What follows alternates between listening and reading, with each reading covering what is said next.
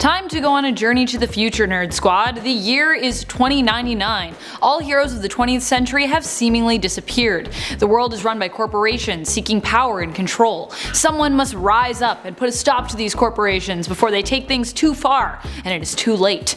Yet some work hard to earn and maintain their power over the populace themselves, and become an even bigger bad than these corporations. The battle between good and evil continues on eternally. Though time has changed what those two sides look like. Many outfits look like they've come out of the 80s version of the future. Flashy, neon, bright, and metallic. This is Marvel's 2099 alternate world. It is comprised of more than one type of Earth, but we'll go into that a little bit later. Today we'll be looking at the alternate versions who reside in 2099, particularly some that are even better than their original Earth 616 counterparts. Many of them are, though not all of them make the cut, being based in a future that in my mind could very well be our reality. Now join me on a trip to the future as we get counting.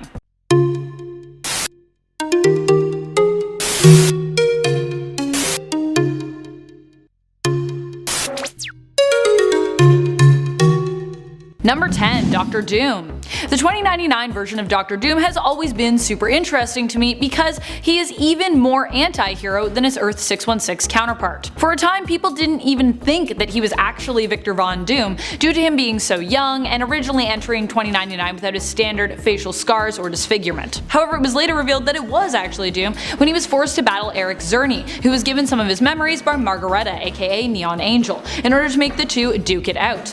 Neon Angel actually was sort of Doctor Doom's lover, but they like to play these weird games with each other, and this one ended up being viewed as her taking it a little too far. Doom won the fight and left her and Eric to die in their own base. Ooh, harsh. This Doctor Doom also successfully took over the US and had an era named after him, calling it Anno Doom in the Year of Doom. He also is consistently working in this time period to protect the people of Latveria, which he does anyways normally, but you really get to see the 2099 version of Doom fight hard to save them all from all kinds of destruction. Number 9. Daredevil. There are actually two different versions of Daredevil in the 2099 alternate world. One is Samuel Fisk, the grandson of Wilson Fisk, who struggles with his feelings revolving around his grandfather. He becomes Daredevil, but also tries to carry on the Kingpin legacy, despite feeling remorse for his grandfather's actions. The other is Eric Nelson. Nelson is the one that is cooler than his Earth 616 counterpart, to me. Don't get me wrong, Matt Murdock is awesome, but this version of the hero has a cooler costume to me. It's jet black, he looks like a wandering black hole or some demon creeping out from the dark with bright red glowing eyes. He summons his light batons, which he uses as projectiles or to fight close quarters with, which also just looks super cool. He's also a corporate lawyer. He actually gets his sensory powers from a man whose case he wouldn't take on and was granted the powers in order to change his life from a safe one to a dangerous one and open him up to the corruption all around him. And as such, he dedicates his life to becoming a vigilante to help fight this corruption. Some people have speculated that he may be related to Foggy Nelson, Murdock's partner. Number 8. Venom. Venom in 2099 is just amazing because of his connection to Spider-Man. Sure, Eddie Brock has a connection to the main continuity Spider-Man. He feels that Peter Parker ruined his life and is looking for vengeance. But the 2099 version is even more closely tied. He is Spider-Man's half-brother. The two actually share a father in Tyler Stone, who also exists in more 2099 continuities than you could possibly imagine. Cron Stone is a twisted individual who enjoys inflicting pain on others and hates his half-brother so much that he tries to kill him. When he bonded with the Venom symbiote and later had it wrenched from his body, it was revealed that the bond went down to a molecular level, meaning that Cron's body actually possesses properties of the symbiote just by itself. This version of Venom is just a closer tied rival to Spider-Man, especially when it was revealed in the Earth TRN 590 continuity that he knows 2099 Spider-Man's secret identity. He knows it's his half-brother in that suit. Number 7. Hulk. In 2099, John Eisenhart becomes the Hulk. Remember, 2099 is a time in the Marvelverse where we don't have any heroes. All the heroes of the 20th century are gone. Corrupt corporations rule the world. It's a very real world we could be facing as we watch history progress in the present day and watch people get greedier and greedier. John Eisenhart is a ruthless studio exec tasked with getting the movie rights for the Knights of Banner, a cult that worships the long since gone hero of the Hulk and stands for honor and integrity, who reside in California. Eisenhart learns that they are conducting gamma radiation experiments in an attempt to create a new Hulk to save us all from the evil corporations. When they won't agree to give him the rights to make a film about their story, he reports their illegal experiments to the police.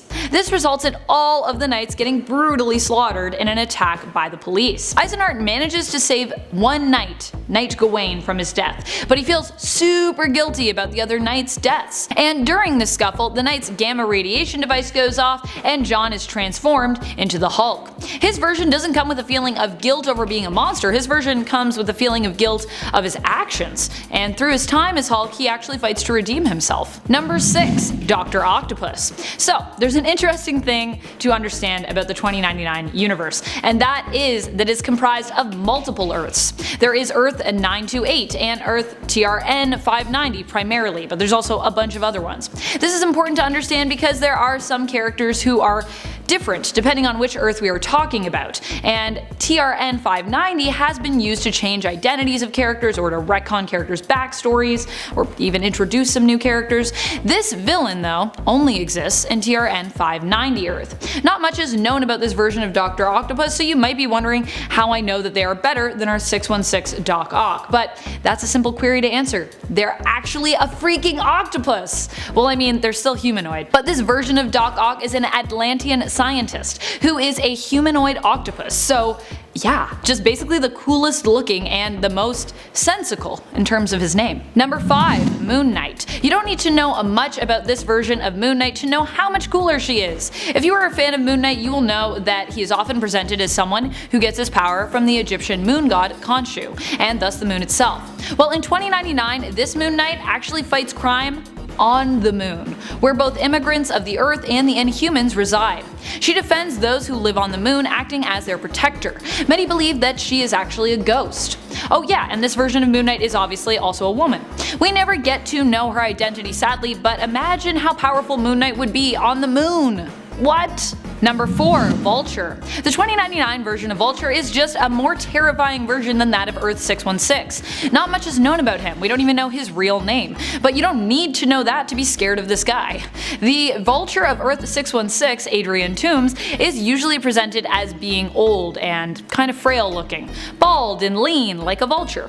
2099 Vulture, especially in Earth 928, is swole. A big muscle-bound man who stumbles upon a flying contraption that's possibly the one that was last used by the former villain of the main continuity. Who knows? This Vulture is also a cannibal and was even a cannibal before he adopted the alias. All I can imagine is him circling a dying human and then swooping in for a bite of their flesh.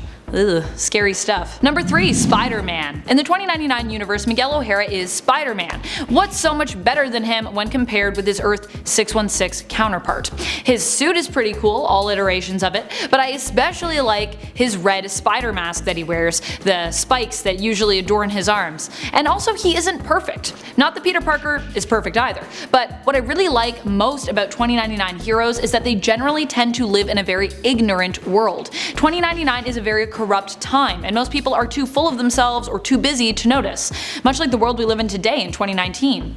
Miguel ends up discovering his ignorance in his journey to become a hero, which is what makes him so great and so relatable. He's not perfect. He's arrogant, ignorant, and sometimes downright cruel, but as he becomes a hero, he becomes more self-aware and ultimately a better person. Number 2. Ghost Rider. Because he's so much more future in a way that is amazing. This version of Ghost Rider imagines him tied to a technological world, not a magical one, making him in a sense more realistic. Well, realistic if you believe in the ultimate power of AI in the future. Kenshiro Zero Cochrane was a hacker who ran with the gang Hotwire Martyrs.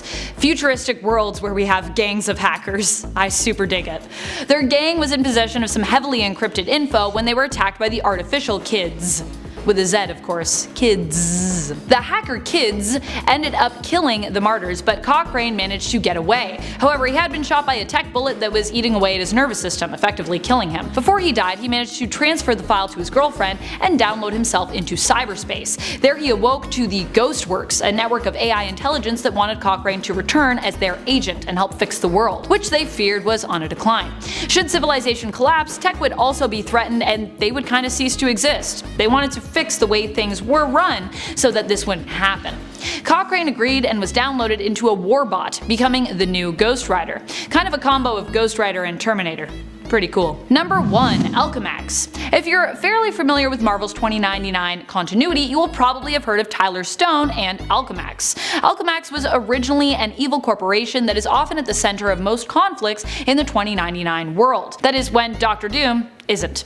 It's better than its 616 counterpart because it actually ends up being more important in the 2099 world. It also goes from being a corporation that provides many different services and products to consumers in a way that gives it an evil amount of power, they even have their own division of the police, to being run later by Miguel O'Hara, 2099 Spider-Man, and being repurposed as a good corporation. Meanwhile, on Earth 616, it's just a small fish in an ocean full of larger villainous threats. Thank you so much for watching, Nerd Squad. I hope you enjoyed this far-out trip to the future world of Marvel's 2099. What do you think about the outlook of this future? Do you feel like Marvel may have predicted a future that could very well exist, where corporations rule the world? Who are some of your favorite alternates from this universe? Did they make the cut? And if you could put any Marvel character into this universe who has not yet appeared, who would you choose? Let me know in the comments below. I personally love future musings, whether they are fictional or not. I think they often reveal one's feelings about the state of the world, their fears and hopes for the future. While you are on your way down to those comments, do remember to like, share, subscribe, and ring that bell so you get all of our nerdy notifications. This is Top 10 Nerd, and I'm your host Amanda McKnight, reminding you as always to stay nerdy, YouTube.